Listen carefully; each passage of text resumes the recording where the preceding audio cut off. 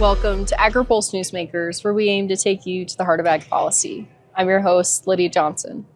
This week, we're bringing you a special edition of the show from the Commodity Classic in Denver, Colorado. Over 11,000 farmers from across the country gathered for educational sessions, networking, speakers, and policy resolution sessions. They also flooded the 11-acre indoor trade show filled with the latest ag innovations. Agriculture Secretary Brooke Rollins made an appearance at the event, too. After a meeting with commodity group leaders, she addressed the crowd to lay out broad details about the $10 billion in market relief for row crop producers that's due out by March 21st. Rollins also said the department was releasing payments for the Environmental Quality Incentives Program, Conservation Security Program, and Agricultural Conservation Easement Program. The three major conservation programs had been paused since President Donald Trump took office. Kenneth Hartman Jr. is president of the National Corn Growers Association. He says market development is an important message NCGA is sharing from the event this week. Well, obviously, we have, still some lower corn prices. So we're looking at creating markets. It's all about creating markets. It's working with building, hopefully getting some trade agreements with countries like India, Vietnam, Philippines. That's National Corn Growers, one of our number one priorities is creating markets. And on his first day in office, President Trump signed an executive order addressing the need for a pathway to year-round E15. What are the hurdles that must be crossed in order for this to be enacted?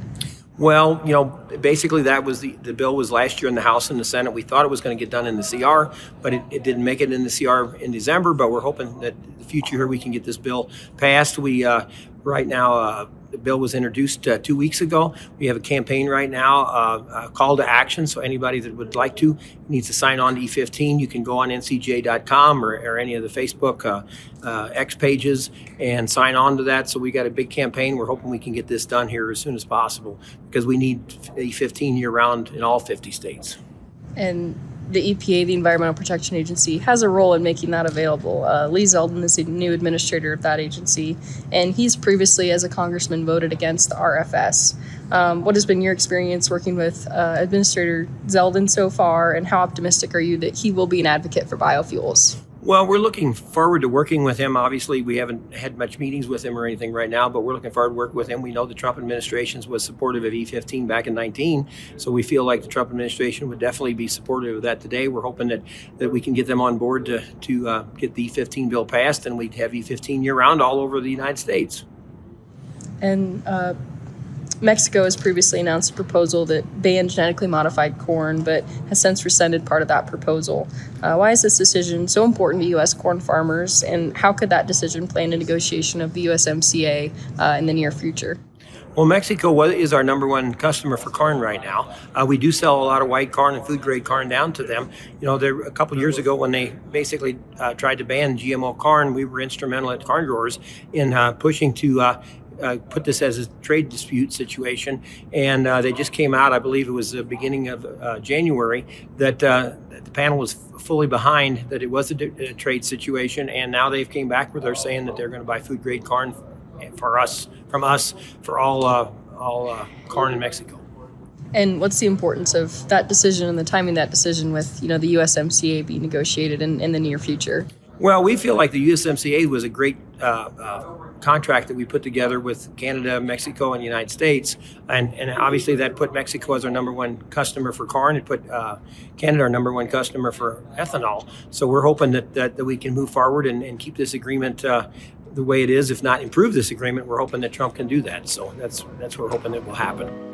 We'll be back with more from National Sorghum Producers Chair Amy France right after this. These are the farmers and ranchers who help build the America we depend on, and Farm Credit is here for them, supporting rural communities and agriculture with reliable, consistent credit and financial services. In good times and bad, we provide loans to farmers and ranchers, farmer-owned cooperatives, rural home buyers, agribusinesses, and rural infrastructure providers. We help agricultural producers feed the world. Learn more today. I think some of sustainability to farmers just comes second nature. If you asked a farmer, are you sustainable? They'd probably look at you maybe a little funny and say, I don't think I'm doing anything that special, but it really is just what they do. We're all farmers, and our goal is taking the best care of our land, our cattle, our natural resources. This This is my sustainability story.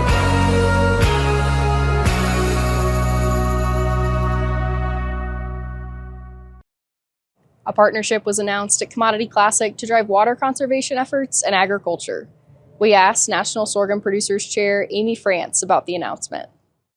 We are really excited about this opportunity to bridge really the full strand of what happens from the farm all the way to the food stakeholders. So it's National Sorghum Producers, Ducks Unlimited, Dairy Farmers for America, and General Mills. So to me, it's like the most well-rounded conversation to have from the crop, what's going on the ground. Also, water conservation is significant and the highest priority with this group because they see, obviously, water is critical, not only to growing, but to our communities as well. And I would say that that's probably one of our top priorities is ensuring that the work that we're doing together in this partnership, incentivizing the sustainability and the practices to ensure that not only can we produce the crops, conserve and protect wildlife, but also protect our rural communities, because we know without those, we don't have anything at all. Amy, this week, Ag Secretary Brooke Rollins spoke to the crowd here at Commodity Classic, but you were actually with her a few days after her confirmation. Can you tell us a little bit about that meeting and your interactions with her? Well, Lydia, as a Kansan, I was so excited, and a Western Kansas girl nonetheless, that she came to Western Kansas, the far corner of Western Kansas, to visit and to hear concerns from other commodity leaders. And I think it was really important for her to see the innovation taking place, in agriculture.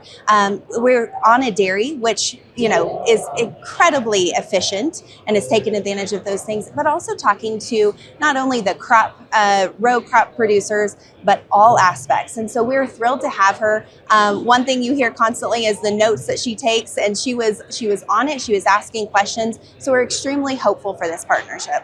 And in her message yesterday, she said, my team is on 24/7, ready to serve you, ready to serve farmers. And she's obviously has a lot on her agenda from, of course, managing bird flu, but, rolling out disaster aid and everything else. So in trade in the new administration. So was she perceptive to those topics when you were meeting with her? She was. And you mentioned trade, and that is top of mind for sorghum. And so we said, hey, this is a problem, and it's China for sorghum, but we have a solution, and that's India. So that's really the partnership I'm hoping to bring forward for her is I'm not bringing you a problem without a solution, Secretary. So help us help you. Mm-hmm. And Amy, you also testified before the Senate Ag Committee back in February and discussed the farm economy. What was your message to the committee in Washington? Loud and clear, we need a farm bill. Everybody knows that the farm economy is very difficult, going through very difficult times. And so being able to carry that message was an honor and pretty weighty as well, because they're hurting in the farm economy. So for me to be able to relay that to our senators saying, guys, we've got to do something now. We appreciate the ad hoc assistance, but we've got to have that stability and a 5-year farm bill. And hearing that it continues to get kicked down the road, when does that mean that those payments will actually get to our farmers? Not soon enough. So I hope that we can continue to forward that message. In amongst all the other things going on, we've got to have that security for our farmers. We'll be back with more from Caleb Ragland with the American Soybean Association right after this. Weeds, razor-thin margins, supply chain disruptions. American farmers need innovative solutions to tackle the threats that impact us all. Their yield is their livelihood and the food that feeds our families. That shouldn't be on the line, which is why the Modern Ag Alliance advocates for access to essential crop protection tools like glyphosate to keep the future of farming in secure, hard-working hands. Get the facts and see what could be at risk. Clean Fuels Alliance America is leading the way toward cleaner air, stronger local economies, and reduced dependence on fossil fuels. The industry uses more than 1 billion pounds of soybean oil every month to produce clean fuels. Biodiesel, renewable diesel, and sustainable aviation fuel deliver immediate reductions in greenhouse gas emissions in heavy-duty transportation industries. We're growing better, cleaner fuels for today and tomorrow. Caleb Ragland is president of the American Soybean Association. He says there are many topics contributing to the challenging farm economy. There's a lot of policy opportunities that we're working on behalf of the American soybean farmer. We're advocating now into our third year for a 5-year comprehensive farm bill. Lots of issues with that. There's many regulatory uncertainties right now with the new administration, new EPA coming in. There's lots of products that we need approvals on. Dicamba right now has a lot of uncertainties with the extend technology for soybeans. Looking like may not have a registration for over-the-top application in 25. There's lots of uncertainty with trade, obviously, right now. I think that's probably top of mind for everybody. And all of this stuff ties back to uncertainty for farm profitability and the overall farm economy. And at Commodity Classic, Agriculture Secretary Brooke Rollins addressed the crowd, but you actually had the chance to meet with her while she was here in Denver. Can you tell us a little bit about that conversation and what priorities you and the commodity group leaders laid out? Yes, had great opportunity to meet with Secretary Rollins, and what I asked her about specifically was the direction of the MAHA movement, and I communicated how we want to make America as healthy as possible. The American farmer has been doing that for a long time. What we do have concern with is if we're making decisions based off opinion or based off science and based off fact. And our encouragement is to use science, to use proven fact-based testing, to not cherry-pick studies, and to use all of the resources that we have available to make good objective decisions. Right now, there's certainly some opposition to what we're doing. And we need the tools we have in our toolbox in order to be sustainable. Sustainability means a lot of things to a lot of people, but number one, we got to be profitable. We're not sustainable if we're not profitable. And our family farms are struggling right now. The farm economy is in a tough spot. The last thing we need is to have tools that we need to be good producers taken away from us. And trade has been a very central focus through President Trump's campaign and now since he's entered office, and a new announcement this week. What impact, will those announcements and those tariffs, those reciprocal tariffs, what impact will those have on your industry? And are you continuing to push, for the market relief that Secretary Rollins has mentioned in the past? Well, market relief is great, but the reality is that is a Band-Aid on an open wound. What we need is trade. Free trade, open trade, more of it, new markets, more markets that already exist. We got to find ways to increase demand for our products because long term, that is the only thing that's going to keep the farm economy strong and productive. Tariffs are a tax, let's face it, and it goes both ways. Let's look at our friends in the north in Canada. We depend on them for nearly 90% of the potash that we use in the United States to grow our crops. They're dependent on our phosphate products that come from Florida largely. I mean, we just are taxing each other right there, and it hurts each other. There's lots of other things with fuel and with parts and with it's just seed technology, crop protection, pesticides. It's just a litany of things that we depend on each other for, and this is going to hurt the ag economies of both countries. And what we need is free trade and a lot of it. Lee Zeldin is the new EPA administrator and previously voted as a congressman against the renewable fuel standard. What has been, your experience working with Zeldin, and how optimistic are you that he'll be an advocate for biofuels and for 45Z and all the things on soybeans' agenda in the upcoming year? Well, there certainly is concerned over past history. I do know that his boss, President Trump, has said he loves American farmers. And if he loves American farmers, we're going to find ways to grow biofuels. We're going to increase RVOs. We're going to end barriers and regulations. We must get biofuel production ramped up quickly and on all fronts in this country. We'll be back with more from Greg Petras, Ag Chair at the Association of Equipment Manufacturers, right after this. I think some of sustainability to farmers just comes second nature. If you asked a farmer, are you sustainable? They'd probably look at you maybe a little funny and say, I don't think I'm doing anything that special, but it really is just what they do. We're all farmers, and our goal is taking the best care of our land, our cattle, our natural resources. This This is my sustainability story.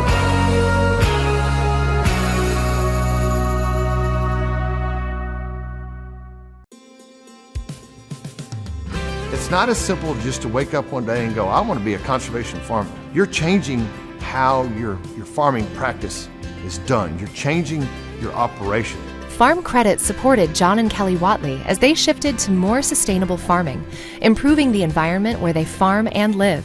Learn more at farmcredit.com/climate. Greg Petras is president of Kuhn North America and serves as ag chair at the Association of Equipment Manufacturers. He says the challenging farm economy will make 2025 a challenging year in the ag machinery industry as well. It's no secret. We're in between demand cycles right now. It's nothing new to the farm equipment industry. I think manufacturers in this sector continue to focus long term on their strategic initiatives on how to raise the bar for the future. But at the same time, we have to mitigate and navigate through the short term challenges. 2024 wasn't a bad year. Most farm equipment manufacturers had a lot of order book from the peak of the last cycle. But once they worked through that, we ended up with a lot of inventory out in the field relative to the current demand because of the farm economy and the uncertainty. But we expect 26 for some recovery, especially with what the USDA is projecting for net farm income. We'll see how that turns out, but we're optimistic for 2026, but 2025 is going to continue to be tough, especially in the crop sector. Trade has been a very central focus through President Trump's campaign and now since he's entered office. What impact for across the ag industry, but specifically the ag machinery sector, what impact will that have? Yeah, well, AEM still supports fair trade. We support a level playing field, but we also support the ability for businesses in the U.S. to invest and trade with our allies so they can be competitive globally. Where the challenge comes in is when tariffs are used not sparingly and not well thought out. They are a tax on manufacturers. There's no doubt about that. And it raises the price of equipment. And of course, that slides down to the producer, and that's the last thing we want to see. The whole premise is that we're able to supply a quality product to the producer at an affordable price. And the fact is, our machinery is very specialized for farmers, very technical, and it takes a lot of specialized components and inputs in order to produce them. And they're not all produced in the U.S. In terms of Mexico and Canada, and the U.S., the very intermingled supply chain as it is. My company, Kuhn, sells in Canada. We have a subsidiary in Canada. A lot of times, if there's weather in one area and demand in another where they're doing very, very well, we'll move equipment across the border. Every time I move equipment across the border with the tariff from Canada or the U.S., it means I'm going to have to pay another tariff. And that's just not a sustainable situation for us, and it has a very serious impact. There's also impact on equipment manufacturers, direct inputs. We have a lot of steel in our product, raw tubing, plate, stainless steel, some aluminum, and a lot of the components are made of steel too. This is no secret. It's a big chunk of our input cost. We're already seeing with the tariffs that are in place now, and the prospect for potentially more on the steel side, we're already seeing spot market prices increase 20-25% just in the last few weeks. Like you said, that all does, not all, but a lot of that does trickle down to the farmer. Absolutely. We can't absorb it all, especially at the size of these tariffs. It's just not possible. And we're not going to stop buying from I heard rhetoric about potentially 25% tariffs on automobiles from Europe, but also other things from Europe. So what does that mean for farm equipment and components that are made out of steel that I may buy from Italy because they're specialists in this particular component? They're either not available or not available at the cost and quality that I need. The farmer is not going to buy that. They're going to want to buy the same components that we're providing them that they trust. So it's just going to be more expensive and possibly price us out of the market and make it harder for the farmer to achieve such a purchase. We'll be back with more from Keith Felty with the National Association of Wheat Growers right after this. Weeds, razor-thin margins, supply chain disruptions. American farmers need innovative solutions to tackle the threats that impact us all. Their yield is their livelihood and the food that feeds our families. That shouldn't be on the line, which is why the Modern Ag Alliance advocates for access to essential crop protection tools like glyphosate to keep the future of farming in secure, hard-working hands. Get the facts and see what could be at risk. Clean Fuels Alliance America is leading the way toward cleaner air, stronger local economies, and reduced dependence on fossil fuels. The industry uses more than 1 billion pounds of soybean oil every month to produce clean fuels. Biodiesel, renewable diesel, and sustainable aviation fuel deliver immediate reductions in greenhouse gas emissions in heavy-duty transportation industries. We're growing better, cleaner fuels for today and tomorrow. Keith Felty is president of the National Association of Wheat Growers. He says the organization is celebrating its 75th anniversary at Commodity Classic.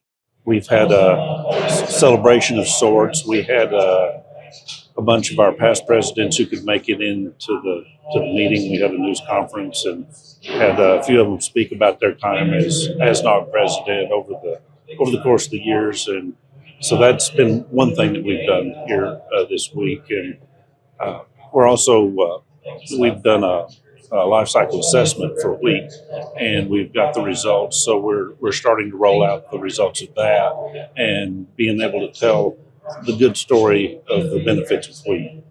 Agriculture Secretary Brooke Rollins was here and addressed the crowd at Commodity Classic. What kind of was your takeaway of her remarks to the crowd?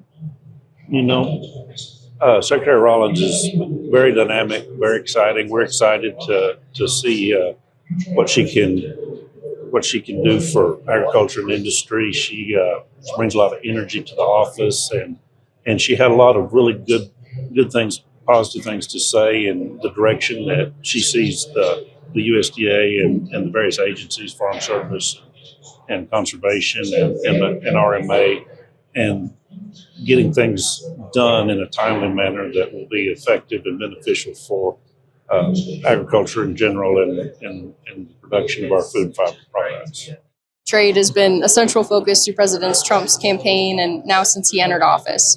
What impact, would that have on your wheat industry, and would you be in support of President Rollins has floated, some of the financial support for producers that could be impacted by a trade war? So would NOG and would you be in favor of that? Trade is very important to the wheat industry, and that is one of the things that NOG is an advocate for, is fair and free trade. And the reason it's so important, 50% of our wheat crop that's produced locally, domestically, is for export. So it's a vital component to the production system for wheat, and we know that President Trump has always been a champion, and that he is promoting and seeking fair trade. And we're confident that will be the outcome going forward. And, it's key that we have the tools for trade. And one of the things that we've been advocating for is our MAP and FMD programs, and doubling those amounts that are invested in trade for all commodities. And that is something that is part of our policy book that we are advocating for. And talk about uncertainty. You mentioned MAP and FMD funding, but part of the larger farm bill. So what advocacy is NOG still working on, to get that across the finish line? That's another big thing on the agenda this year. Yes, we're on our second full year extension of the 5-year farm bill. And, it is just so critical for the viability of so much of our agricultural production here in the United States. And, our first priority is the crop insurance program. It is the cornerstone of our safety net. Thanks for watching this week's special edition of Newsmakers from Commodity Classic. Both the House and Senate will be in session next week, ironing out details to avoid a government shutdown ahead of the March 14th deadline. As always, check our website for the latest updates. For Agri-Pulse, I'm Lydia Johnson. Thanks for watching. Newsmakers is a production of Agri-Pulse Communications. You can also find our new content on YouTube and wherever you get your podcasts. And don't forget to follow Agri-Pulse and our correspondents on social media to get breaking news and more. For agriculture, trade, food, environment, and regulatory news, your source is agripulse.com.